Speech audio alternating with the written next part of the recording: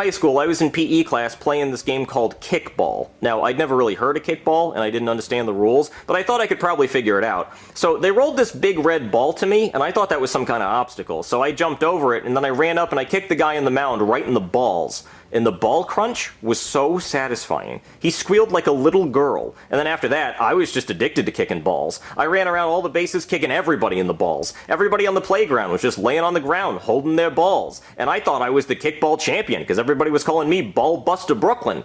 Until the PE teacher ran up and told me to go to the principal's office for kicking people in the balls. So I kicked him in the balls, and then I went to the principal's office, and the principal told me that I was suspended for kicking people in the balls. So I kicked him in the balls too. And then they called the cops, and as you can imagine, I kicked them in the balls, and they were not happy about that at all. So they sent me to jail, they took my mugshot, I kicked the photographer in the balls, and then they sent me to my cell, and I kicked my cellmate in the balls. So then they sent me to the electric chair, and I kicked the executioner in the balls. And then after that, they had to do. So they called my parents, and my parents came and got me, and my dad said I was grounded for kicking people in the balls and that might teach me a lesson. So I kicked him in the balls. And then they sent me to a therapist to figure out why I was kicking people in the balls so much. And my therapist said it had something to do with unresolved feelings about my mother, so I kicked him in the balls. And then they sent me to a mental institution, and they put me in a straitjacket. But my legs were still free, so I kept kicking people in the balls. And then they put me in straight pants so I couldn't kick anybody in the balls. And then my parents and the teachers and the doctors and the cops and Bill Clinton, who was president at the time,